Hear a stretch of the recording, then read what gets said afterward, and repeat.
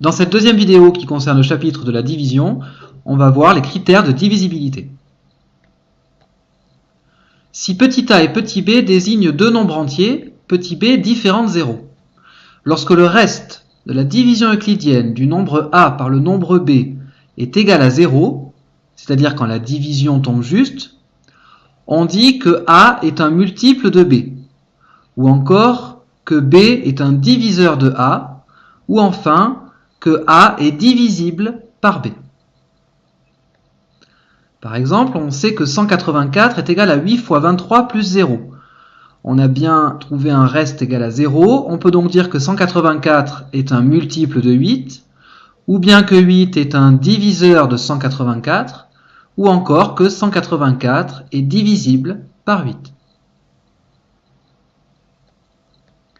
Alors voici quelques critères de divisibilité.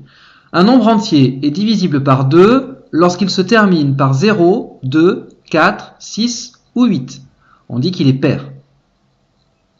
Un nombre entier est divisible par 3 lorsque la somme de ses chiffres est un multiple de 3. Un nombre entier est divisible par 4 lorsque le nombre formé par ses deux derniers chiffres est un multiple de 4. Un nombre entier est divisible par 5 lorsque son chiffre des unités est 0 ou 5. Un nombre entier est divisible par 9 lorsque la somme de ses chiffres est un multiple de 9. Et enfin, un nombre entier est divisible par 10 lorsque son chiffre des unités est 0. Alors maintenant qu'on a vu ces critères, vous allez pouvoir les utiliser pour déterminer des diviseurs de nombres. En particulier, si on cherche quelques diviseurs parmi cette liste de 2670, eh bien on peut dire que 2670 est divisible par 2, 5 et 10, car c'est un nombre qui se termine par 0.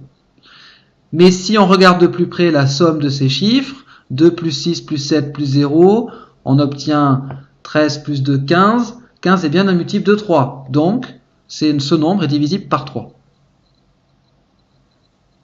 Deuxième exemple, 6264. Il est divisible par 2, parce que c'est un nombre pair. Il est également divisible par 3 et 9, car si on fait la somme de ces chiffres, on obtient 18, et 18 est bien un multiple de 3 et de 9. Et enfin, il est divisible par 4, car si on regarde le nombre formé par les deux derniers chiffres, 64, 64 est bien un multiple de 4.